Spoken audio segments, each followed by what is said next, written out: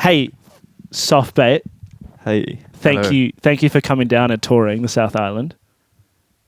Absolutely. I mean, yeah. yeah. Our hometown. Yeah.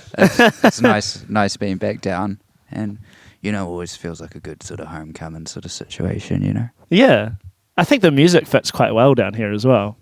Yeah. God damn, it's too blue for. Don't worry. Yeah. Sunny. We'll ruin it sometime soon, I'm sure. 2 albums out now.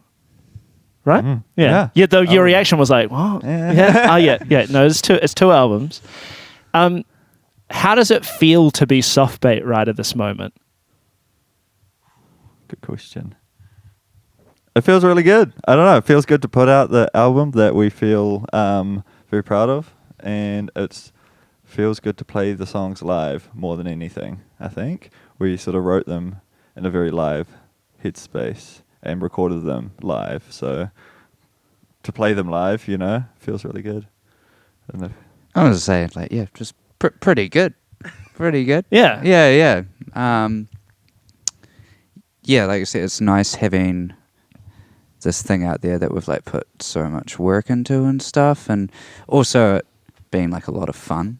I think especially with the new album, being able to play these songs, it's seeing the reaction to it and stuff. It's all even if it is kind of, I don't know, serious kind of subject matter, everyone's there to have a good time kind of thing. Totally. We're definitely going to dive into the album itself. I guess just to start by that feeling question, it's you guys are 2 albums in, and there weren't years and years and years between the 2 albums, and you're actually an active band, and you've all been in bands before, and this band has that kind of, it's on Flying Nun, and you're doing tours, and people are receiving the album really well. Does it feel any different being in this band than other bands? Because on the outside, maybe I would assume that it looks like it would feel more of a thing than regular bands, but that's what I'm kind of curious about. If you're cognizant of that yourselves, it's just this is just the same. It sort shit. of feels the same. I think maybe we have the years of being in other bands, and now to have some learnings and I think we all just kind of get on really well, which is always super helpful. Yeah, it is. It can go bad quickly when it's not. Yeah, well, it's not that it goes bad, but it's that's when the bands kind of fade away for a while. They're we don't find lots of excuses to play shows anymore, and we haven't written any new songs for a while. Yeah, that's kind of what happens. Yeah, that's really interesting. Well, I guess it's that old Road Dogg thing, right? You guys are kind of been around the track a little bit. I don't think it's unfair to call a bit of a super group a little bit, but I view it that way anyway, of individuals. And I'm these guys all roll together. I remember seeing Red Sky. I think the first time I saw you was at Red Sky Blues at Chronophobia, which might have been your last show. Very potentially, yeah. One of the last. It was the last sort of summer that we were playing shows. Yeah. Amazing show, that one. Yeah, and I remember this is dope. And then I'm I can't wait to see Patrick do this whole thing again. And then I think that there was a big gap until Softbait, right? Yeah, well, I moved overseas and then killed the band. But out of that was Earth Tongue from Ezra's sort of side of things. And then when I moved back, I was all right, let's do it. Let's rally up some people. And it turns out everyone I knew were still in bands and too busy. So it was that thing of then having to reach out and find people and sort of ask my good friend who was in I know this guy Josh, he is into music, he's not doing anything, you guys to meet, you guys and then I was okay, how do we go and just start talking about being in a band together. And Josh is a tattooer, so I walked in to where he was working and didn't know, and I just walked in and was can I just get this tattoo off you? And then he was forced to chat with me, but in the chair, and you're I was actually, do you want to play in a band? pretty much. I always thought it was the risk, what if we didn't talk about music at all? What if I hated the tattoo? Yeah. Just walked off shit. That's really funny. Yeah, trapped him for a good hour and a half, so we could just talk talk about music. Come for the tats and then leave with a rock band. Yeah. Yeah, sick. But it was very much having to put yourself out there, you know? Yeah. It doesn't happen unless you No. make it happen. Yeah. And putting yourself out there can be quite scary. Yeah. Yeah. That's why I think it's really comfortable to like have where all the same groups of people end up in the same bands together, because it's like, actually, it's so easy and nice with you. Can you just be in my new band as well? Yeah. That's really interesting. And were there touchstone musical bands that early on? Because I feel like you like through both albums, there is quite a solid spine of like shared sonics and sound through that. But I guess this will be a two-parter. Was there an initial like musical band connections, that energizing like sharing of music at the start, and then for this second go around, has that evolved together or separately into the second album? I think from the first one, or like just getting together, it was kind of an exchange of what we're like listening to, kind of thing, and there's like so much like common ground as a jumping off point. And then with the second album, I feel like we all like listen to like different stuff, but it all shares the same. So like when say we're talking about like say this album's got more like grooves and stuff, we did like discuss that, but that could also mean a completely different thing to somebody depending on like what they're listening to.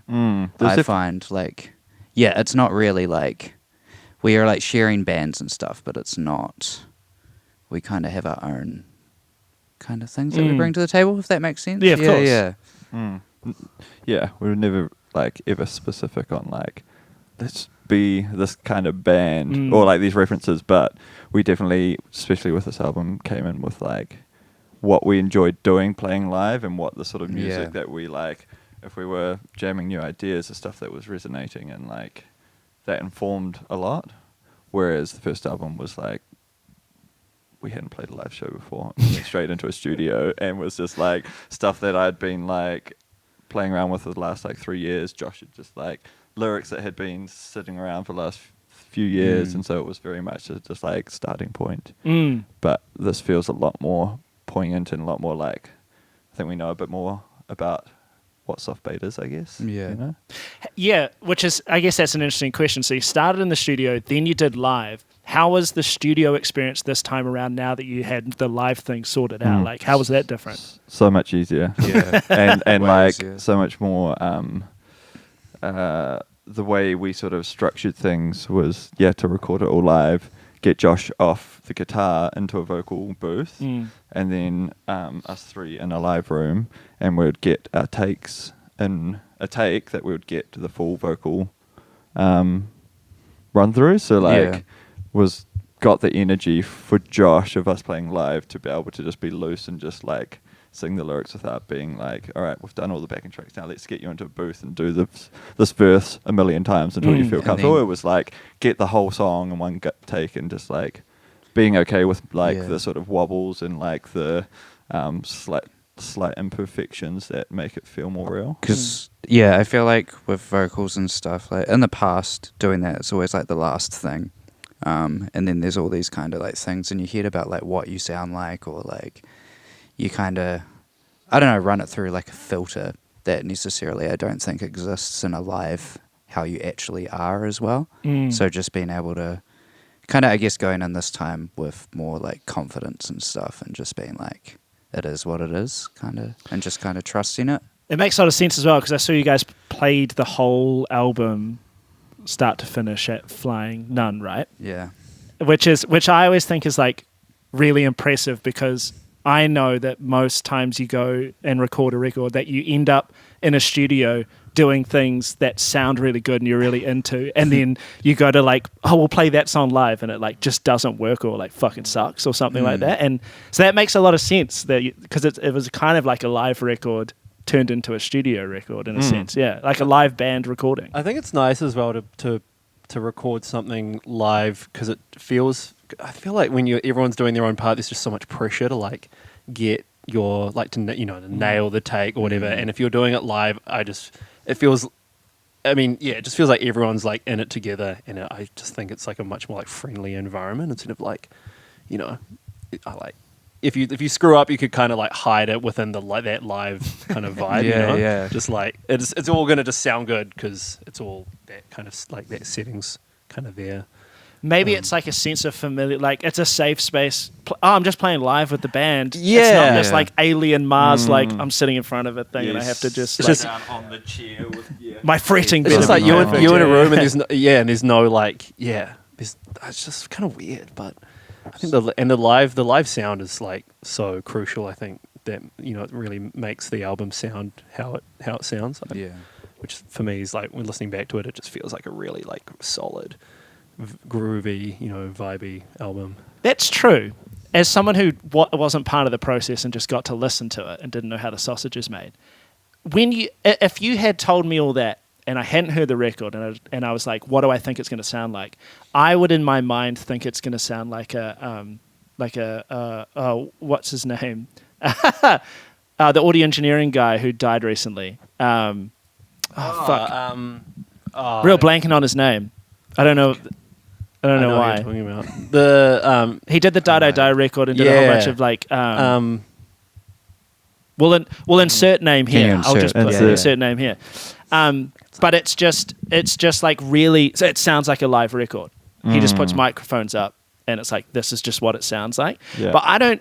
No, it doesn't sound like a roomy big live sound. It doesn't. It sounds really. And I think I've cornered you in bars before with beers and talked about how it's like, bands just need to start learning from like electronic production and how it's all just so like great sounding and all these things instead of just sounding like bands. And your record, it sounds really forwardly produced, I would say.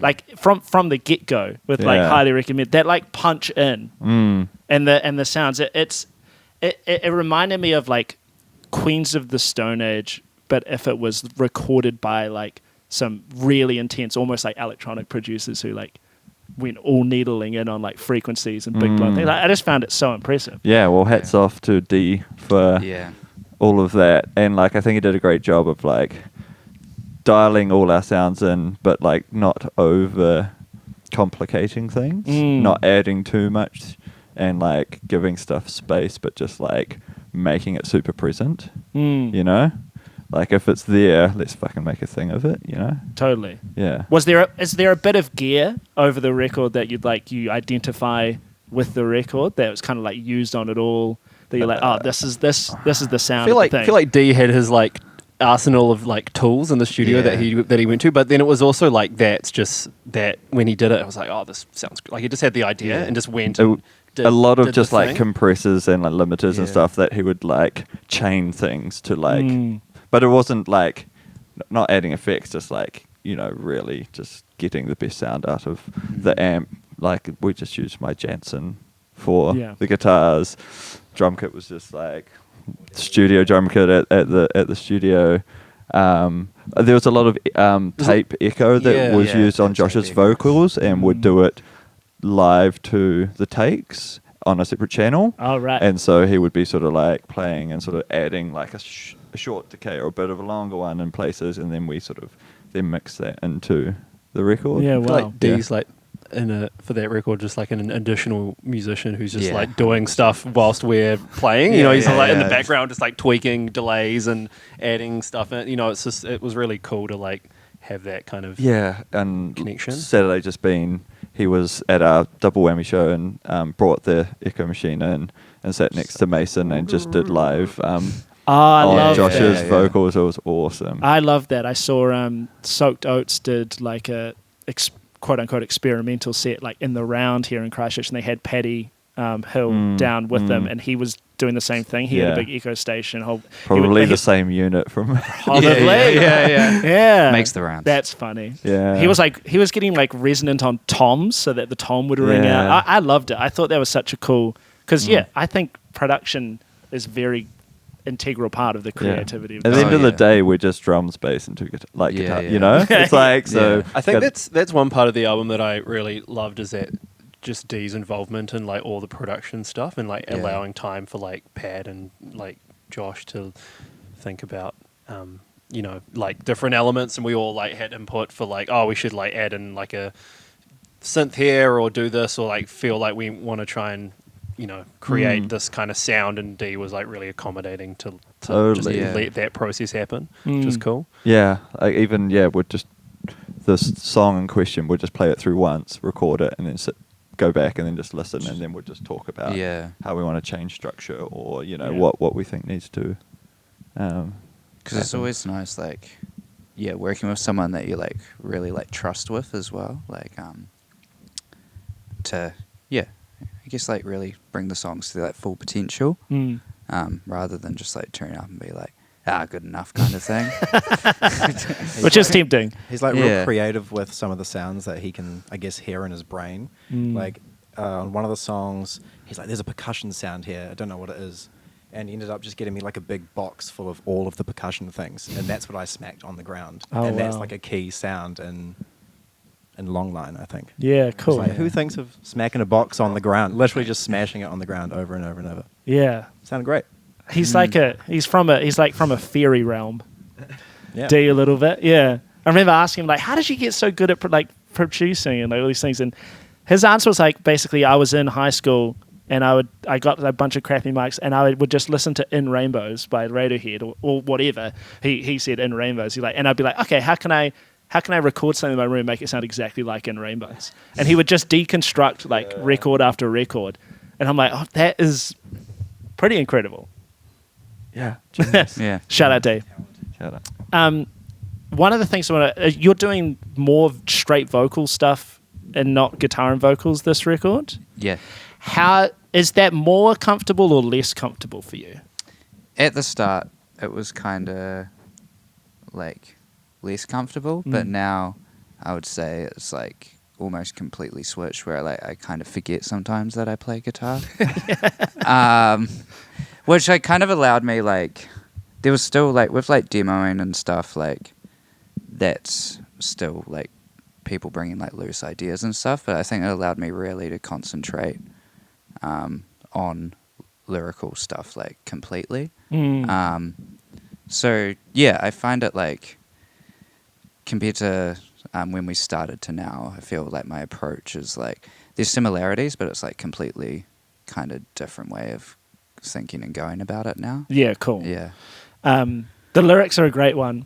And I don't know if anyone said this to you before, but like I'm a huge fan of Viagra Boys.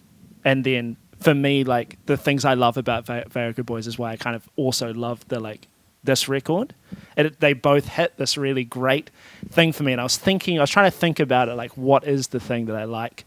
The thing that they have in common that's hitting this thing for me. And there's a lot of elements in that I really, really like. But I think it's something about the very funny albums, like lyrically. Like I think you guys, for all the guitar bands that I think New Zealand produces really great guitar bands and lots of different strains of them. But for me, I love a like heavy guitar band that has a really good like sense of humor, especially if it's not completely over the top. Yeah. Like what's your relationship to the like tone of the record yourself? Like, do you think of it as a kind of funny thing? Do you think of it as a kind of darker thing? Like, how do you feel about it? I think it comes across because it was like writing it from how I would say something or think about it.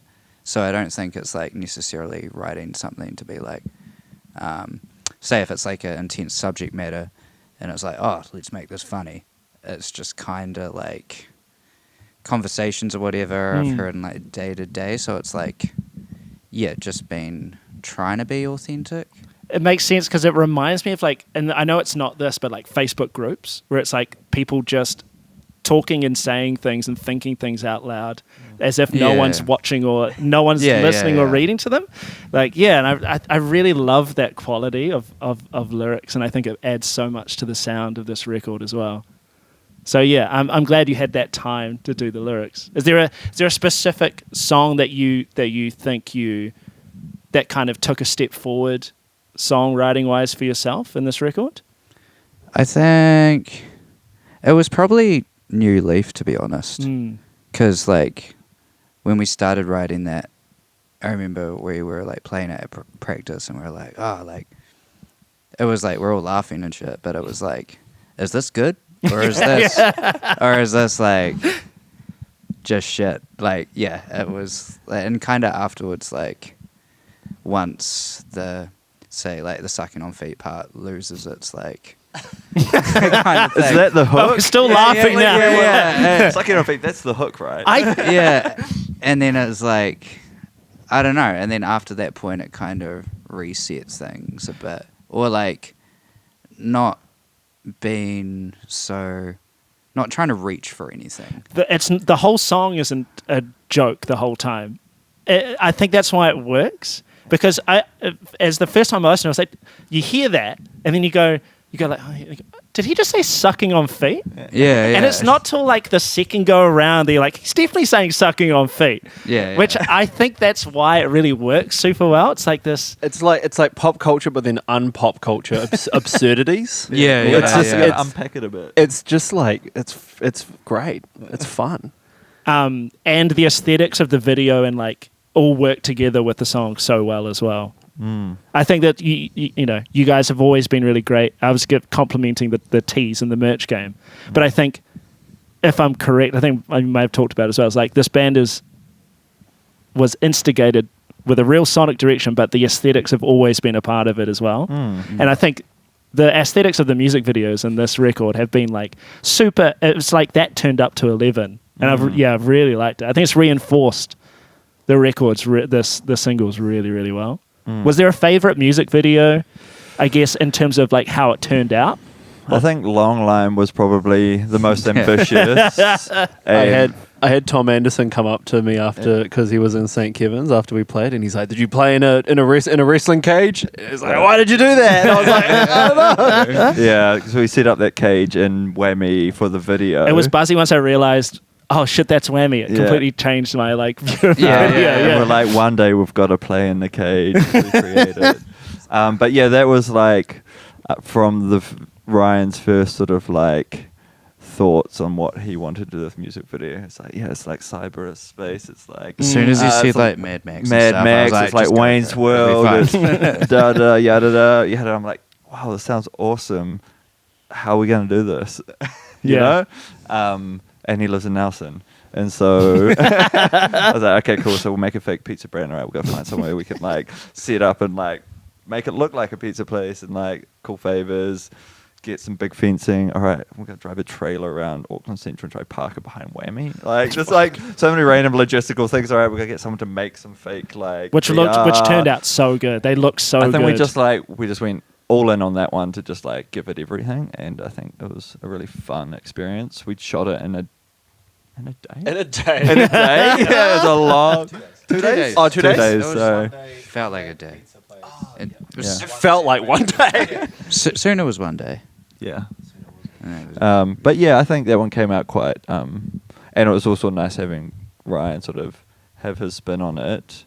I think with all the videos actually is like what's worked out well is we've let people sort of make what they wanted to make from the video, but there's like they're all quite different, but they all sort of have a common thread. Yeah, and that totally. wasn't necessarily something we said to each of the people that we wanted. It was just like what they took from the songs. And I think that's because that's what I mean when it's like it does have the band has a real core aesthetic sonically, but it's a sonic thing and a visual thing. Yeah, and it's I mean not like that's not like a brand. Long Line, and then sooner when we all like kill Yeah. us, like we don't kill ourselves, we die from stupid, but like completely different, like completely different like looks, you know. Totally.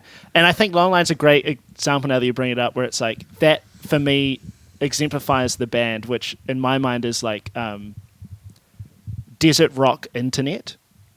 Yeah. into that. And I know, Sandy Dial. like sort of like the content and the vibes and like the things. It is very modern and almost like internet-y. Yeah. But it's still got that like desert rocky kind of riffy, heavy thing to it. Yeah, and I think Mad Max and like cyber Mad Max is essentially that, right?